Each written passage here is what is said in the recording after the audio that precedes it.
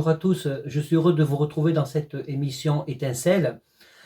Ça fait un moment que je ne vous ai pas vu à travers cette émission. Donc d'abord, merci de votre fidélité. Vous pouvez relayer cette vidéo dans vos réseaux sociaux et surtout pensez à la liker pour qu'un maximum de personnes puissent la voir et être fortifiées. Je voudrais m'entretenir avec vous sur un sujet qui s'intitule Pourquoi tant de conflits verbaux? Voilà. Que ce soit sur les réseaux sociaux ou entre individus, entre chrétiens. Et là, je m'adresse particulièrement aux chrétiens et je vais parler sans détour et sans tabou. Euh, L'actualité que nous impose une certaine violence de tout ce que nous entendons à droite à gauche, le conflit au Proche-Orient, des conflits d'opinion, souvent qui se traduisent par des conflits de personnes, cette volonté de toujours absolument se sentir obligé de réagir.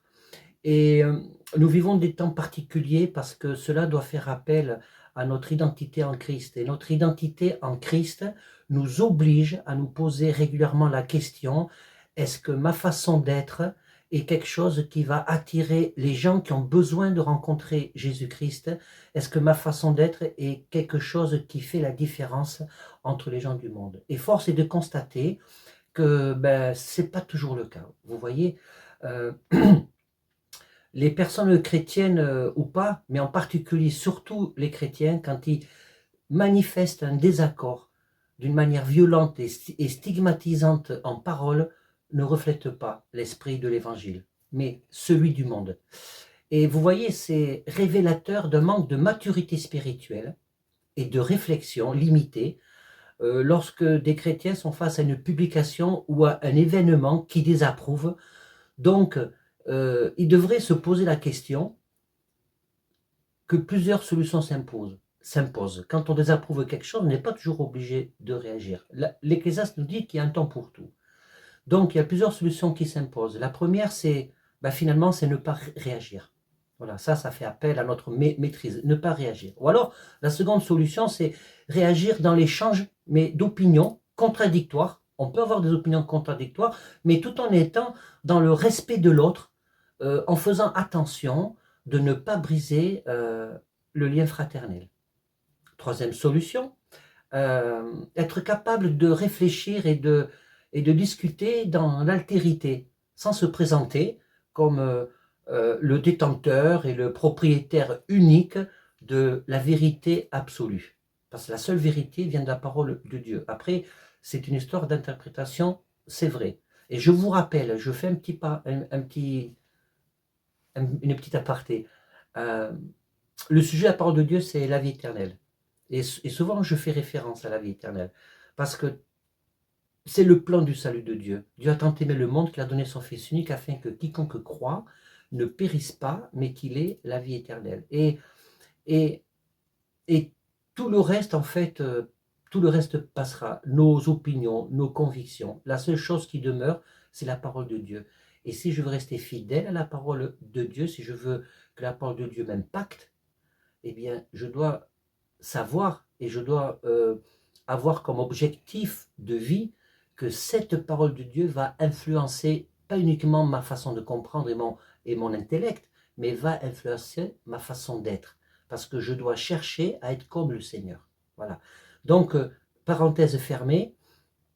Troisième solution, c'est être capable de réfléchir, de discuter dans l'altérité, sans se présenter comme le détenteur de la vérité absolue. Bon, ça, je l'ai déjà dit.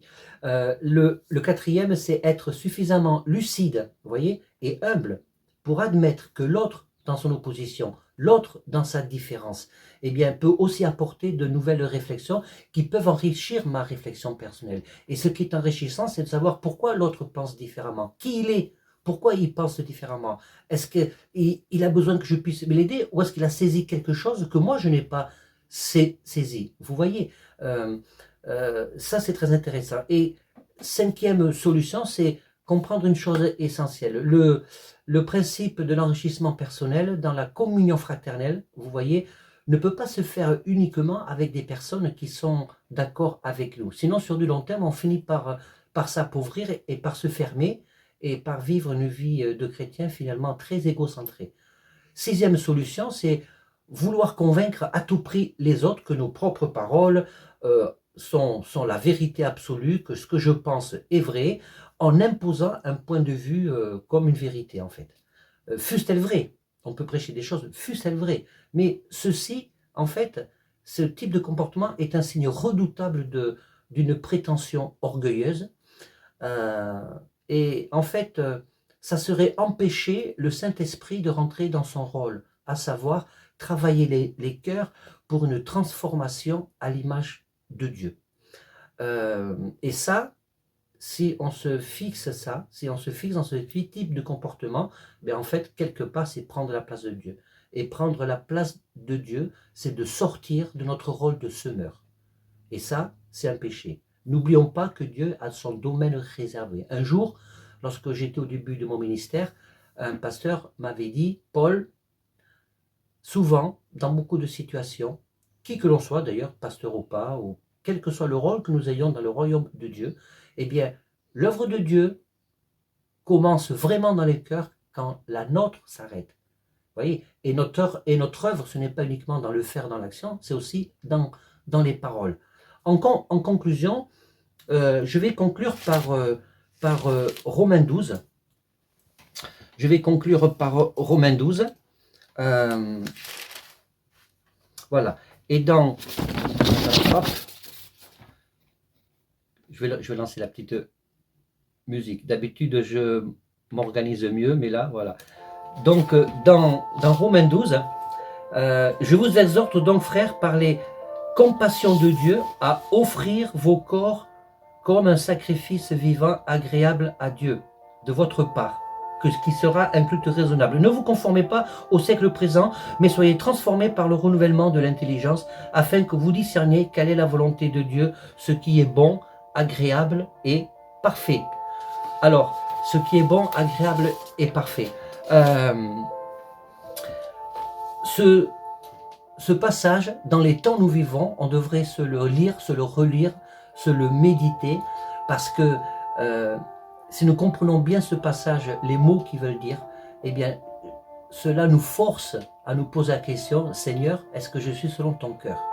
Est-ce que ta parole, elle impacte vraiment ma vie pour que je sois une lumière, pour que je sois un bon témoignage? Et donc, le mot intelligence, c'est être, en fait, c'est littéralement, mais ça veut dire qu'est-ce que tu es dans ton être. Le mot intelligence, c'est être vous-même dans votre être. Et lorsque la Bible parle de renouvellement dans l'intelligence, ce que nous sommes dans notre être, c'est-à-dire tout notre mode de fonctionnement, tout notre mode de pensée, eh bien, doit être influencé par la présence du Saint-Esprit en nous. Et c'est cette présence que nous devons renouveler, que nous devons rafraîchir. Et ça influe notre intelligence, notre mode de pensée. Est-ce que ma pensée, est-ce que mon intelligence, parce que c'est Dieu qui nous a créés avec ce pouvoir de la pensée, ce pouvoir de l'intelligence, de raisonner avec du bon sens, est-ce que ça s'est transformé, c'est renouvelé par la présence de Dieu en nous? Et il y a un autre mot aussi que je voudrais relever qui est fort, c'est transformer, et littéralement, transformer notre mode de pensée, d'intelligence, c'est le même mot qui est employé pour la métamorphose, être métamorphosé. Et un autre mot qui est fort aussi, c'est le renouvellement. Et littéralement dans le grec, le renouvellement, cela veut dire la rénovation vers le meilleur. Vous voyez? Donc, il n'y a rien de magique. La rénovation vers le meilleur. Je veux être de plus en plus proche du Seigneur, dans mes pensées, dans mes paroles, dans ma relation à l'autre, dans ma patience vis-à-vis de l'autre, parce que Dieu est patient. Et tout ce que Dieu fait dans ta vie, eh bien, si tu es renouvelé dans l'intelligence, dans le renouvellement de la pensée, pour métamorphoser ta façon d'être, donc ce que Dieu fait dans ta vie, à un moment donné, dans ton processus de marche avec le Seigneur, eh bien, tu auras ce réflexe de plus en plus fréquent, jusqu'à ce qu'il devienne inné, en te posant cette simple question, comment est-ce que je vais pouvoir répercuter sur ma relation avec l'autre ce que Dieu est avec moi? Comment est-ce que je vais pouvoir répercuter sur ma relation avec l'autre ce que Dieu est pour moi et envers moi. Et voyez-vous, quand on se pose ce genre de questions, ça nous imbrique dans un travail de fond intérieur personnel important. Et ça, si tu veux plaire au Seigneur, si tu veux que ta vie soit conforme au Seigneur, engage-toi dans ce travail de fond. Et tu verras que ta façon de raisonner, ta façon de répliquer même à des attaques personnelles, et aussi ta façon de ramener quelqu'un vers le droit chemin, mais selon la méthode du Seigneur, sera totalement transformée. Soyez bénis, soyez fortifiés, et je vous dis à bientôt, et que le Seigneur continue de vous transformer, et soyons raisonnables dans tout ce que nous entendons, dans toutes nos réactions. Ne soyons pas prompts toujours à parler et toujours à réagir, parce que souvent on le fait de la mauvaise manière. À bientôt, et que le Seigneur vous bénisse. À bientôt pour une prochaine émission.